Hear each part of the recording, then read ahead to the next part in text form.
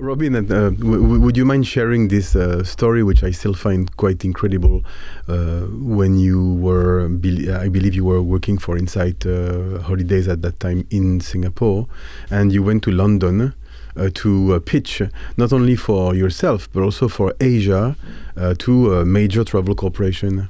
Yeah, it was very interesting because I always believe that you don't find a job, you create a job for yourself. And that was precisely what I did. The company called Insight International Tours, in those days it was known. It was not in Asia. They had a representation with Singapore Airlines Holidays, but it's really just by name. I remember very clearly that I was sent to London for I can't remember, but I walked to Trafalgar Square. And I saw this yellow bus with multinational people going up. I thought it was a public transport.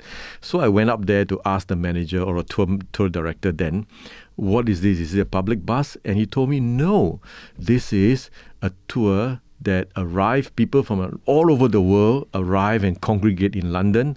And then we will bring them tour continent Europe. And that was very interesting because then I said, what is it called? And I remember he told me it was called United Nation on Tour, and I love it. And I said, who is the owner of this company? He says, well, it's Insight International Tours, and Mr. Nick Tash was the founder. So I said, can I see him? He said, you want to see him? I said, yeah, I see, it's 9 o'clock, he should be in. And he was in. So we went up there. Very simply, I said, this is a beautiful tour. I've never been on it before. Why wasn't it selling in Asia? He said, well, we were represented in Asia, but we really didn't make any headway. So I said, now you know me.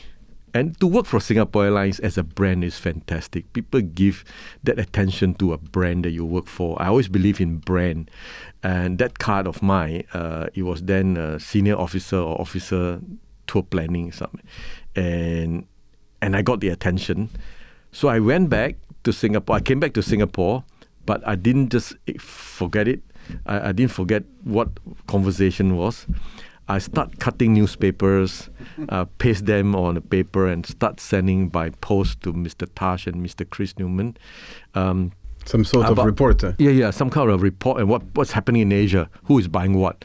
And then a year later, I got a call to say, we're ready to establish an office in Singapore. Are you interested? Well done. I said, of course I am. I don't waste the poster cost, for nothing. Of course I am. I'm quite keen to develop this new concept of traveling, not just Singaporean from East traveling with West, but to meet people around the world. And he says, how much you need? I said, $100,000 required by STB.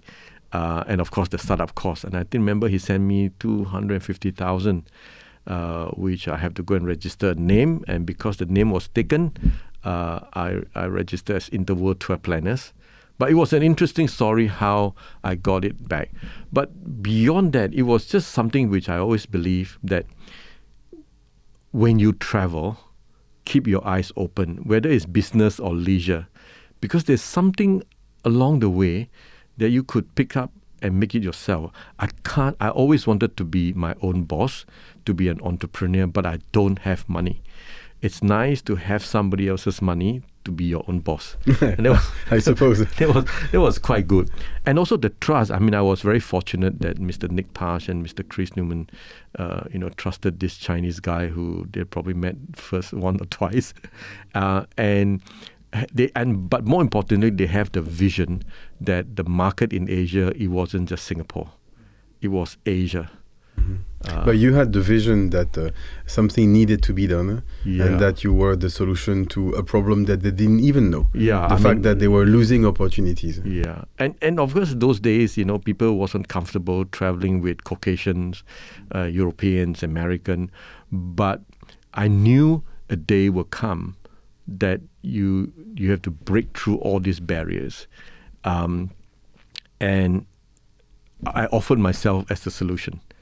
I think there was no turning back after that.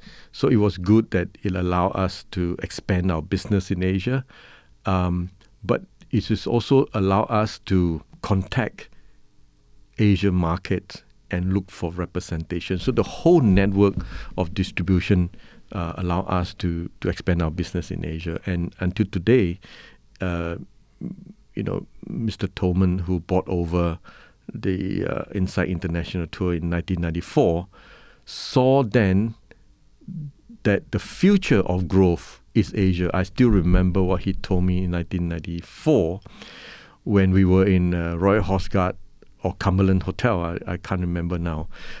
We had our conference there, and we knew something is coming up. We don't know what, because Insight those days and Trafalgar were competitors, and we were watching each other like a hawk, what they do.